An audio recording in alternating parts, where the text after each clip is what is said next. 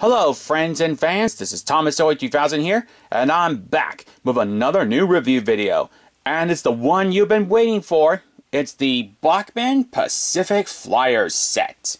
Yes, this is the train set that I got for Christmas. And it's actually getting into the last week of May. Oh boy, I can't believe it's taken me this long to do this review. But you know the story by now. Anyways, yes, today I'm going to open up the box and show you what's inside it. But as you can tell, the locomotive is not in there. So where is the engine? Allow me to show you. She's right here. And this is Union Pacific number 4432. A little 060 switcher. Yeah, a really nice runner. I will admit, a bit loud. Not as loud as some of my Bachmann Thomas engines, but still. It is a good runner, I will admit. And now I'm going to show you some details on the locomotive and tender before we get to some actual running. And hopefully this time I'm not going to have the phone ring. Because I tried doing this particular review just a few minutes ago, but the phone rang. Ugh. Don't you hate it when that happens? Anyway, here's number 4432. She's pretty heavy for a little 060 steam locomotive. But she's primarily made of plastic, as you can hear. But she does have some weight to her, so that should mean she should be able to pull a good lengthy train. Anyway, there's her number on the side of the cab. She's got the grilling on the windows. Some nice details on the side, including some very sturdy handrails, which is good because if you're giving this to a kid, they're bound to be rough with it. So it's nice to see that Bachmann hasn't cheapened out on the details and made them flimsy. As you can tell too, the smoke box on the outside has rivets on it, which is really nice. Some nice details around the wheels. And the underside of the locomotive. Here's the front of the engine. It'd been nice if they had painted the numbers on the front.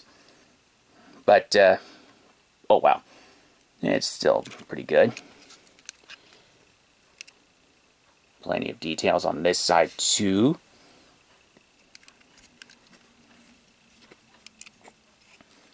And here's the cab. It's got cab windows, and if you look real closely on the inside, in fact I'll zoom in to have a good look, there is some unpainted detail in there. Would have been nice to see it painted, but oh well. Top view. The bell does not move on this engine, sadly. It's just a plastic piece. But still, it looks pretty good. Now here's the tender. It's got Union Pacific written on the side. Very nice. Some details on the back, including steps. And that light does not work, by the way, but the light on the locomotive does work.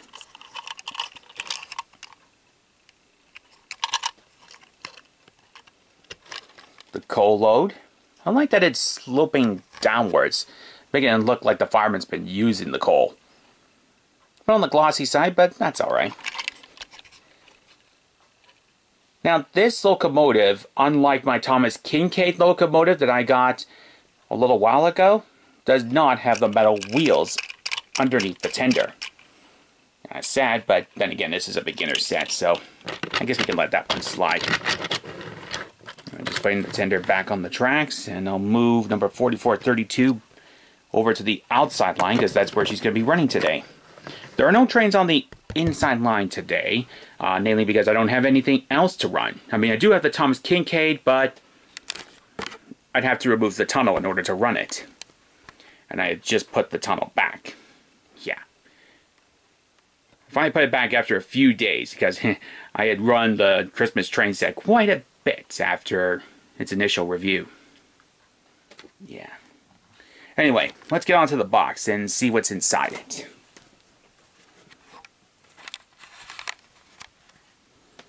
So here's the box. I'm going to show you some of the sides and of course the back side. The various different layouts you can build with Bachmann tracks. Bottom view. I'm not going to show you all the sides because they're pretty much the same. But anyway, let's finally crack this thing open, shall we? I've been wanting to do this for a long time. And now, I'm finally doing so. And please excuse the mess, I'm still doing some organizing around here.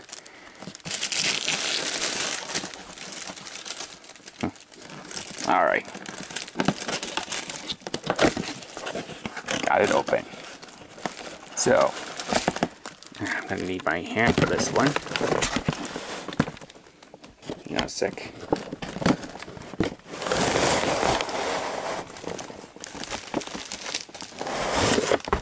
There we go. Alright, so first things first, you get some rolling stock, and of course the locomotive, which I just showed you. Let's actually have a look at this rolling stock, shall we?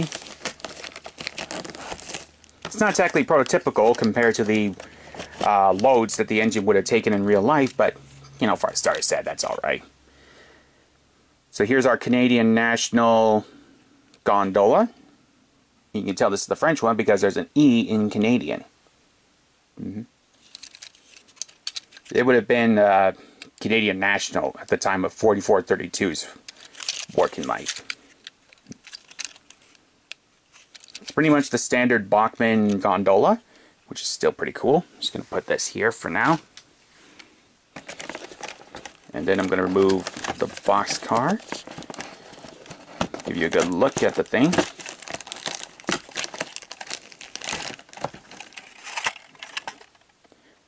The C and I am, short for Chicago and Illinois Midland. Comes with a lot of details. And a black roof, which looks nice. And of course, opening doors, which is always fun for a starter set. As you can tell too, these have metal couplers, which means sadly you will not be seeing my Illinois Central boxcar run with this line, because it has plastic couplers, not metal. And finally, of course, for any starter set from Bachmann, you can't have a freight train come out without a caboose. Again, I don't think this one's prototypical, I don't think, but you never know. My dad actually has a huge collection of cabooses, so it's nice to have one for myself. Union Pacific 207. Very nice on lights on there. Painted silver. Nice to see Bachmann doesn't skip out on the details there. Alright, so that's the rolling stock. And this is now just an empty piece of plastic and cardboard. And now I'll show you what else is in here, because you can't just have an engine with rolling stock in there. Oh no, it has to be a full train set. I'm doing this all with one hand, by the way, so excuse the shakiness. Alright, so we got the classic Bachmann Easy tracks, and this is all circular tracks, meaning it's just a circular set. Yeah, and then of course we got the traditional Bachmann controller, which looks like this one. And along with the controller, we got instructions and the power cord. The instructions basically are for setting up the train set as well as how to maintain your locomotive. I'm going to keep the instructions on how to maintain my engine because, you know, I don't want it to break down at any given point in time. Now, I would normally set this up just to show you this little train set in action, but I don't think you just want to watch it go round and round and round and round and around in a circle. Nope. You'd rather see it on my layout, don't you? Of course you do. Alright, so let's get over to the layout. That's pretty much the same thing, because I am running with Bachmann controllers, as you can see, with the change in direction settings. And the cords that basically connect to the track, and then one goes to the power wall. And just to show you that it's a good runner, albeit it's a bit loud, here it is in motion. Not as loud as I remember it. Oh, unfortunately, she got stuck. Something about those switches that engine doesn't like. Anyway, I'm gonna couple up number 4432 to a train, and then we're gonna do a little running session. Now, the reason I took the locomotive out is because you're supposed to run it without a train for 30 minutes forwards and 30 minutes in reverse. Well, advice I got from another YouTuber goes by the name of Sam's Trains. Check out his channel whenever you get a chance. Trust me, he does a lot of great reviews. Anyway, let's back up 4432.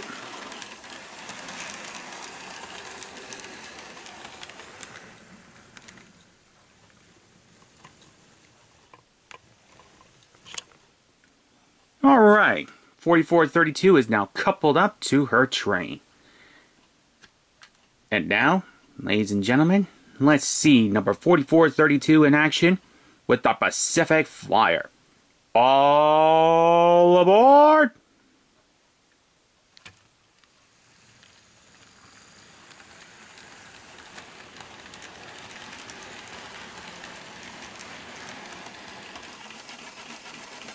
And again, she gets stuck there.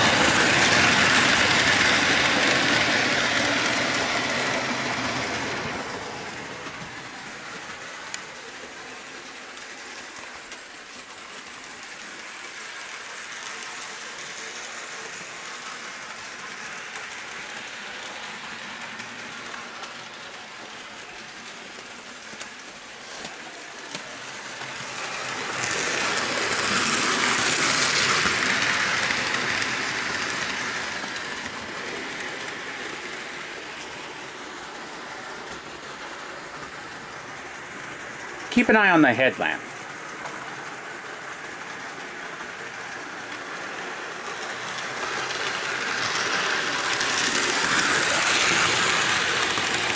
See, it works.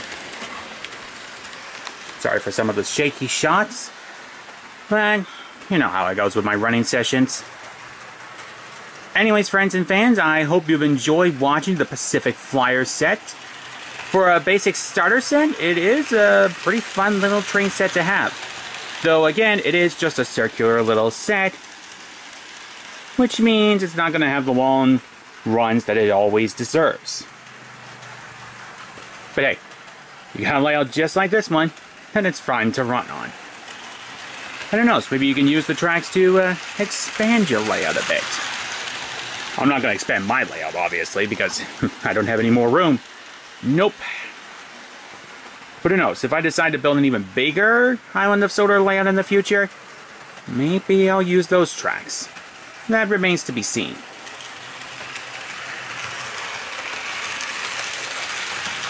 As for 4432, she is a pretty nice little engine. And every time, she does manage to get caught on the switches. But if she's going at a good speed, then she's fine. I don't know if the set is currently available from Bachmann, but given the fact that I got it for Christmas 2018, I'm gonna assume it is. So would I recommend it? Yes, especially for beginning model railroaders. If you want a little 060 switch here that looks like number 4466 at the Sacramento Railroad Museum in California, then this is definitely the set for you.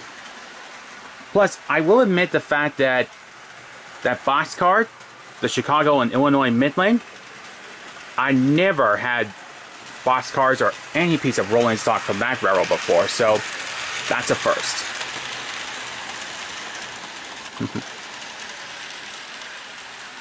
So overall, great set, great train pack. Really, it's just great. And as this year is going to go on, you are going to be seeing more and more model trains appear on my layout. Because I'm going to get back into buying model trains this year. Especially with the Brampton Train Show coming up in October. Although I think it's called something else, but it's in Brampton.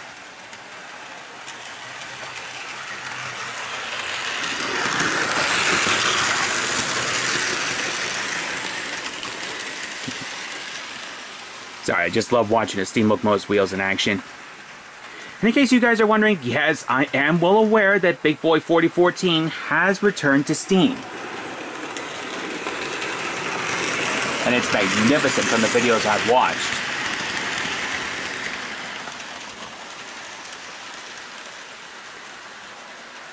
So, definitely a great recommendation, great set, great pack.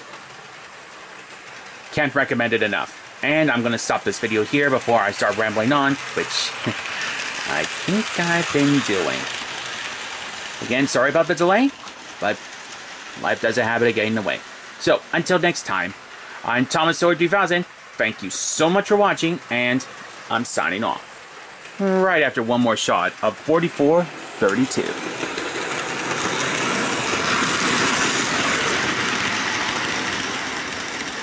See you guys later.